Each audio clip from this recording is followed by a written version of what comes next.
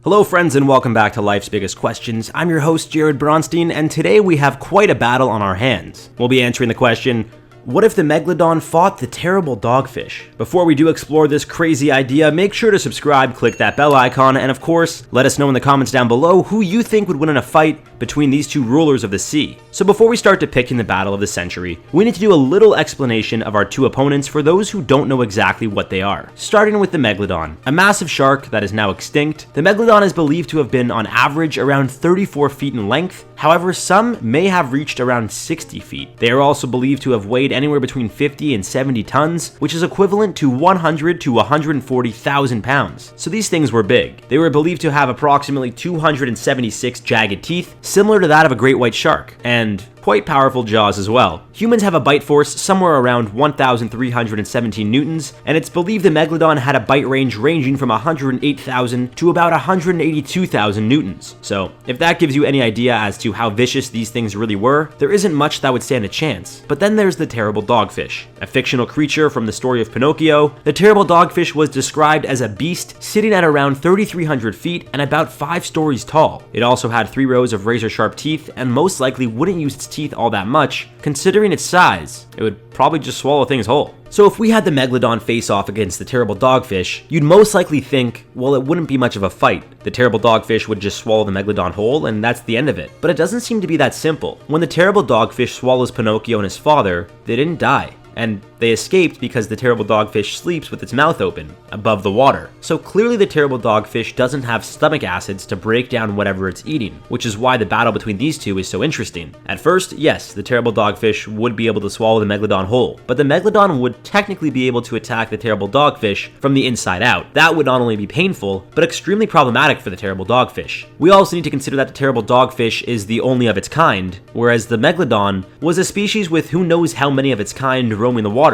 Although there is a significant size difference, unless the Megalodon were to be chewed by the terrible dogfish, it may end up winning the battle between these two. Now going back to the idea of it literally eating its way out of the terrible dogfish's stomach, assuming it bleeds like any living being, that would in turn attract more predators, specifically sharks. So now the fight would go from Megalodon versus the terrible dogfish to terrible dogfish versus Megalodon and any other sharks that have now been attracted to the scent of blood, which may very well include other Megalodons. As you can surely see which direction we're going in here, although the terrible dogfish is hundreds of times, if not thousands of times bigger than the Megalodon, it may not be victorious in a battle between the two. However, there is also another way this fight can go. The terrible dogfish does bite down on the Megalodon and quite literally shreds it into pieces. Again, the blood may attract other predators, but they wouldn't necessarily attack the terrible dogfish. Instead, they'd be going after the injured or most likely dead Megalodon's corpse for a feast. As you can see, the entirety of the battle depends on a handful of things. Who would be the first to initiate the fight? Would they go at each other head on? And would the terrible dogfish swallow the Megalodon whole, or take a bite out of it, most likely instantly killing it? If the Megalodon were to be swallowed whole, which is the more likely scenario, given the massive size difference, it's quite possible the Megalodon could do damage to the terrible dogfish's insides as well. Instead of chewing through the terrible dogfish, it's possible the Megalodon could eat its heart out.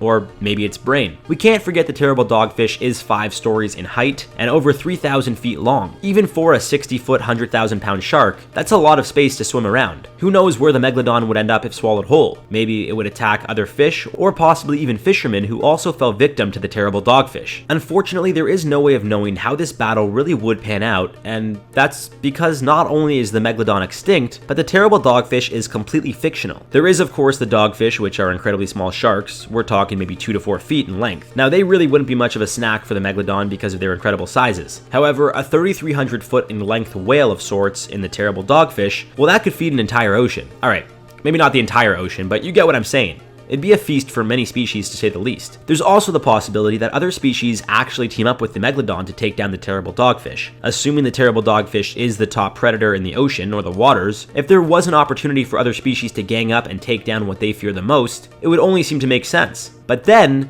that may lead to the Megalodon becoming the top predator, but I mean, hey, what's worse? A 3,300 foot long whale with 3 rows of razor sharp teeth, or a 100,000 pound plus 60 foot long shark roaming the waters? Truthfully, they both sound awful, but I'd take the latter any day of the week. Now, as previously mentioned, we'll never know for sure how this fight would end if it were to actually happen. The Megalodon went extinct millions of years ago, and the terrible dogfish never existed in the first place. So if we want to be logical here, guys, the Megalodon would always win, but that isn't a fun way of looking at things. So instead, we decided to actually look at a few different angles here. Now I want to hear from you guys. If these two monsters, because let's be real, that's what they are, fought each other, who do you think would win? Let me know in the comments down below. For now, let's reply to some comments from the video. What if SCP-038 was real? The SCP Foundation said, stop giving people out information. The O5s are getting suspicious. I don't know what the O5s are, but the fact that there's actually a channel called the SCP Foundation makes me very happy. I won't lie, I didn't know much about it, and Jack actually informed me on the SCP Foundation, and ever since he did, I've actually been hooked. I think it's the most interesting, I guess,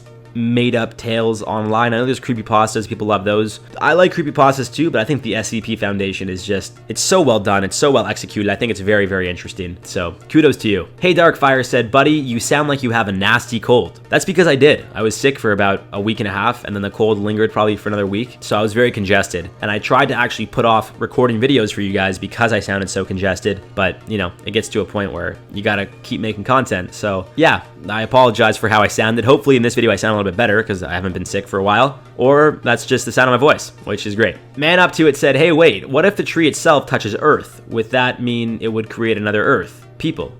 Oh shoot. No, I'm gonna say that the tree had to start off as a seed. It didn't just appear as a tree one day, and if it did, then that would change everything. No, I don't know.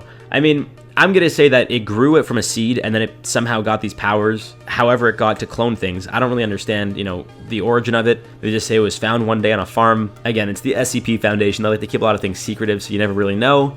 But I'm gonna say it could not create another Earth. If anything, maybe it would create more grass or more dirt, whatever it's on, but an entire planet, I don't think so. Plus, it caps at 200 pounds. So even if it did make another Earth, it would cap at 200 pounds. The Earth probably weighs more than 200 pounds, I think. I don't know. Maybe that could be our next video. How much does the Earth weigh? How would you even weigh the Earth? Anyways, guys, I'm gonna wrap this one up. I've been your host, Jared Bronstein. As I mentioned before, please let us know in the comments down below who you think will win in a fight between these two monsters, and we'll see you guys in the next one.